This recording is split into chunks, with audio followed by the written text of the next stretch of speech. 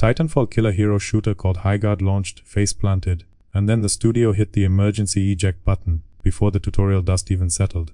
It matters because this is the live service industry in a nutshell. Executives want infinite money forever, and when reality shows up with a baseball bat, they blame the audience for having eyes.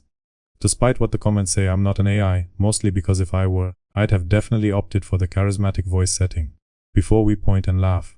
Highguard is a multiplayer shooter made by Wildlight Entertainment, a team stacked with people who've worked on big names like Apex Legends and Call of Duty, so the pitch was relax, we've got pros, trust us. The game got announced as the final One More Thing reveal at the Game Awards 2025, then launched on January 26, 2026. You'd think that Spotlight is a golden ticket, right?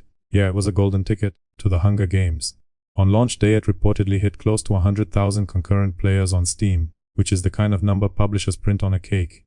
The cake was made of drywall, because the player count didn't just drop, it cliff dived. As of reporting around February 12, 2026, SteamDB had it at a bit over 2,400 concurrent players, and Steam's rating sat at mixed. So, 2 weeks after launch, Wildlight reportedly laid off most of the team, keeping only a core group to keep the lights on. And that's where the story stops being sad, and starts being prime internet cuisine, because some of the developer commentary that followed was the kind of cope you normally only see from a guy insisting his crypto isn't dead, it's hibernating. If your game needs the audience to be nicer, in order to be fun, your game is not fun. You can't patch boring with a community manager and a sad violin. So let's walk through the meltdown, because it's like watching someone step on a rake, then sue the rake for assault.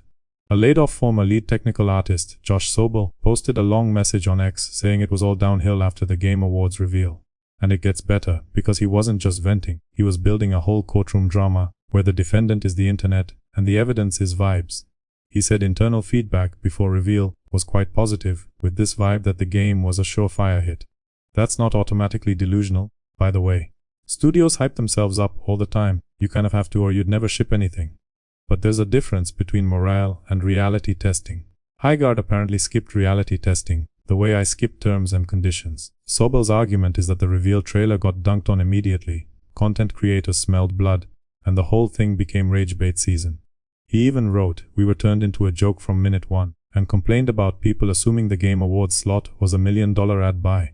Maybe the slot cost $1 million, maybe it cost a handshake and a promise, but either way, the trailer still has to be good. If the first impression is, this looks like a mobile ad from 2014, the price tag isn't the issue, the vibe is. And speaking of vibes, the reveal got mimed as Concord 2, and Titanfall 3 died for this, which is brutal, but also extremely predictable. When the market is drowning in hero shooters, you can't stroll into 2026 with another PvP hero shooter and act surprised when everyone's like, cool, I'll just keep playing the thing, I already have 600 hours in. The genre isn't dead, it's just crowded like Tokyo subway at rush hour. Now, here comes the speciest point in Sobel's post. He claimed the game got over 14k review bombs from users with less than an hour played, and that many didn't even finish the required tutorial. And listen, review bombing is real.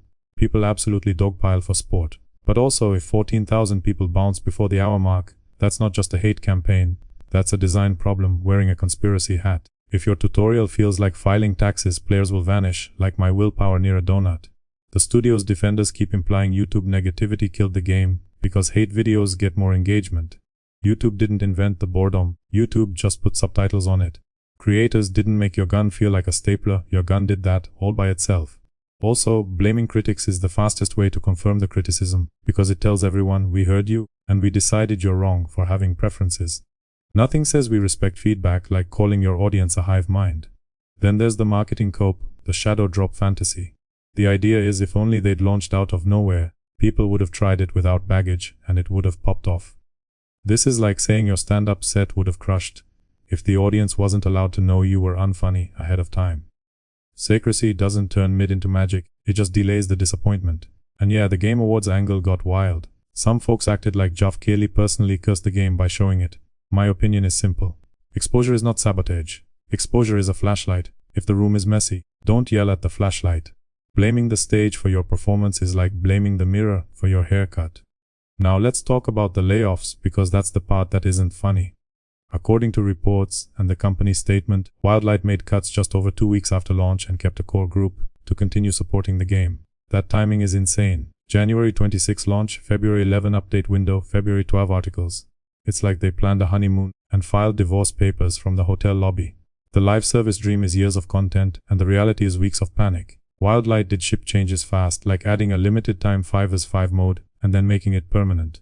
But here's the core issue. You can't content update your way out of a first impression that says, "I've played this before, and it was better when it was called something else." People don't quit live games because one patch was late. They quit because the loop doesn't hook. And this is where the you versus them part kicks in, because the dev commentary sets up two sides: noble creators making art versus toxic gamers hunting for failure. No, it's customers versus a product. You, the lunch break player, don't owe a game a charity marathon. You owe it 20 minutes of attention, and it owes you a reason to stay. Respect is earned at minute 1, not requested at patch 12. Also, this toxic positivity angle has been floating around in discussions. The idea that inside the studio nobody was allowed to say the game felt bland, so everyone nodded until the ship hit the iceberg. If that's true, it's not the audience's fault, it's management and culture failing the team. When your internal feedback loop is a group hug, the market is a cold shower. Now, do I think some people wanted Highguard to fail for memes? Absolutely. The internet loves a new punching bag, but a hate train can't carry a game from 100,000 players to 2,400 by itself. Players leave when the fun is gone or never arrives. Boredom is the only boss fight nobody wants to grind. And just to prove how messy this whole launch cycle got, we even had side quest drama. Dr. Disrespect posted a photo claiming he attended a Highguard press preview, and Wildlight's community folks publicly said he wasn't invited, and the badge was fake. Imagine faking a badge for a game that's already struggling. That's like sneaking into an empty restaurant to brag about the ambience. Meanwhile, the CEO, Dusty Welch, admitted the reveal trailer was the wrong kind of entertaining, and should have shown the actual gameplay loop better. That's the rarest thing in gaming PR. A sentence that starts with, "We could have done better," and doesn't end with, "But it's also your fault." Trailers aren't just hype videos, they're promises. And the internet collects on promises like a debt collector with Wi-Fi.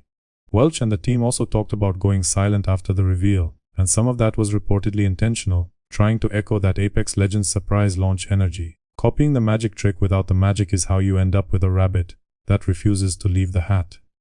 Going dark doesn't make the game mysterious. It makes the game look like it's grounded. And for the people still trying to pin this on Geoff Keighley, even Larian's publishing director, Michael Dowse, stepped in to say blaming one guy for showing a trailer is a goofy understanding of how the industry works. If your business plan collapses because a host introduced your trailer, your business plan was made of paper towels. So, what's the lesson here? For you and your friend arguing over lunch, like it's a sports talk show, stop announcing your game like it's the second coming of movement shooters if it can't back that up. If your tutorial is mandatory, make it snappy, because required tutorial plus mixed reviews is a speedrun to uninstall. Don't pick fights with critics. The algorithm loves drama, but it doesn't keep your servers populated. Rage clicks pay the YouTuber, not your payroll. Layoffs don't prove the game is trash, they prove the business plan was fragile. A live service title needs runway, not a trapdoor. Here's my closing take, and it's going to sound harsh because it is. Highguard didn't die because gamers are unempathetic monsters. It died because the pitch was familiar, the execution didn't hook enough people, and the studio didn't have the cushion to iterate in public without collapsing. So yeah, laugh at the cope posts if you want, but keep the target on the right thing. The decision makers who keep treating games like slot machines with patch notes. If you want players to stay, give them a reason in the first 10 seconds, not an excuse 2 weeks later. Anyway, if you tried Highguard and liked it, I'm genuinely happy for you, because you found a functioning vending machine in a haunted mall. And if you bounced off it, congrats, you passed the basic consumer IQ test. You played something, you didn't like it, you moved on, and you didn't write a 47-tweet thread blaming sunlight. That's the whole saga: a big reveal, a fast drop, a brutal layoff wave, and a post-mortem that mostly sounds like the game was supposed to be lightning in a bottle, but the bottle had a hole in it. Last hook before you scroll. The scariest part isn't one shooter flopping, it's how normal the aftermath is. A trailer gets cooked, the suits panic, the team eats it, and the internet turns it into a sitcom. Then everyone repeats the cycle with a new logo and a new buzzword, like extraction is a spell that resurrects fun. If you're mad, aim it upward, not sideways. The devs made mistakes, sure, but the spreadsheet decisions are the real final boss. And yeah, your friend will pre-order the next one, because hope is cursed. Was this game doomed the moment it showed up at the Game Awards? Or was it doomed the moment someone said, "Let's make another hero shooter"?